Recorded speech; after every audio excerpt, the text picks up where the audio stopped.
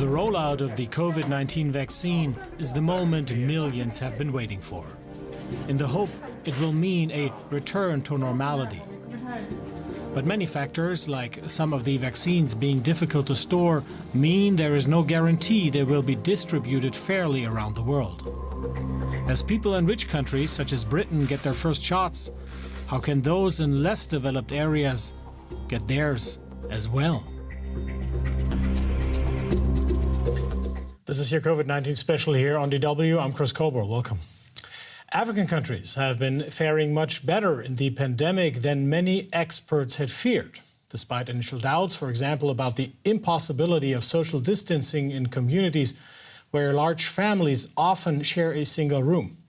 But with the coronavirus vaccines rollout, developing nations could now run into logistical, financial, and cultural roadblocks. Good day, everyone. My name is Dave, and now I'm gonna share with you my thoughts and research about this article, or about this short thesis about the fair distribution of the COVID-19 vaccine among countries of the world and its priorities. Okay. The COVID-19 pandemic is considered as the most crucial global health calamity of the century.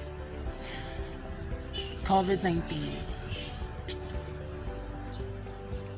What can you imagine, or what can you think of when you hear the word COVID-19? No. For me, it directly pictures out those number of deaths, those symptoms of a positive person, and the suffering of humanity. So it's very hard. COVID-19 rapidly spread around the world. Yes. Posing enormous health, economic, environmental, and social challenges to the entire human population. Almost all centuries are struggling to slow down the transportation or the amplifying or the transmission of this disease by testing, quarantine, suspected cases, contact tracing, restricting large gatherings, or even talking to our loved ones, and maintaining complete or partial lockdowns. Now, this disease has brought down societies to ancient and primary prevention strategies such as wearing masks, hand washing, social distancing, and quarantining, and was actually changed the lifestyle of many people around the world. Meanwhile, many people hope that with the commencement of vaccination against COVID-19, they can get back to their normal life. But indeed, we are now in a new normal life, in a new normal way of living and lifestyle. You know, COVID-19 is no longer a problem to developing countries, but a common health threat for people all over the world, and countries have to work together to defeat this threat, creating vaccines with different labels by country. Some vaccines are even donated because of the unlocking fund of those developing countries. The rapid development, distribution, and administration of the vaccine to the global population are likely to be the most effective approach for now to quell the pandemic or to stop the pandemic. However,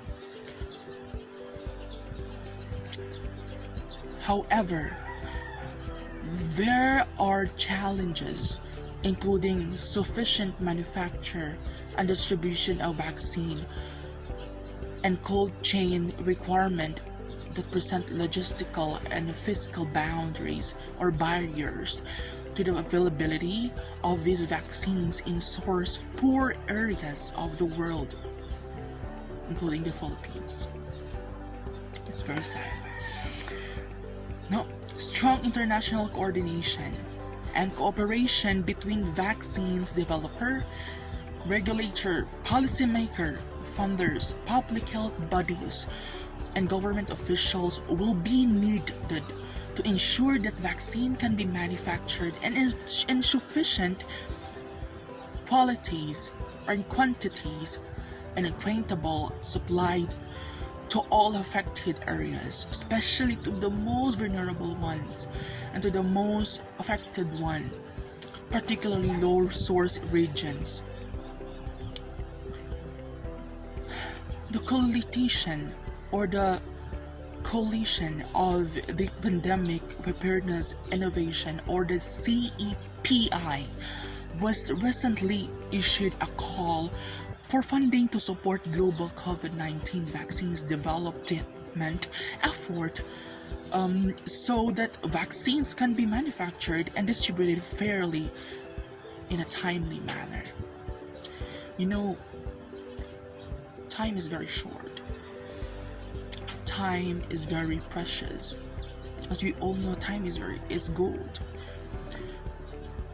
And for your life, or a life of a person, life is immortal, or the time is very important or very vital, especially if your loved ones is very in need of those vaccines. In this regard, it is necessary to take informed actions throughout the world and distribute the vaccine fairly. Under the supervision of the World Health Organization, or the WHO, or the WHO, or the WHO, in addition to humanitarian reason, the responsibility of the virus mutating, transmitting from non-vaccinated countries or regions to other parts of the world justifies the fair distribution of this vaccine globally. Meanwhile, within countries, high-risk and vulnerable groups and global countries with high mortality or death and risk transmission to another country should prioritized, especially in Wuhan, and I think we consider Philippines as well. In conclusion of everything that has been stated, because I'm trying to express this in the most simple way and comprehensive as well, for you to understood what I'm talking about. That yes, we argue that vaccines should be distributed globally with priority to the front line, or our hero frontliners and essential workers worldwide. We propose assigning vaccines priority both people at higher risk of serious disease or death, and to those at higher risk of infection, especially those people that already have this crucial medical history. It's because they are the most vulnerable one. Our priorities for distribution highlight values of helping the neediest, reducing health disparities, saving lives, and keeping society functioning. So I hope that you've learned a lot from this short excerpt of these research of mine about the fair distribution of vaccine, and I hope all of you are treated fairly by the future vaccination in our community, and God really knows what happened, and it's God's will So let's pray for the vaccines to be distributed, and let's hope for a better future of our new normal way of living. It is more on adaptation. It is more on observing the reality and facing the true current situation right now. So I hope that in the little way that we can help our citizens in the country, we can contribute it enough and spread this information and let everyone be aware of what really happening, especially in the needs of vaccines in the midst of pandemic. So good day, and hopefully that you are keeping yourself safe, and thank you for listening.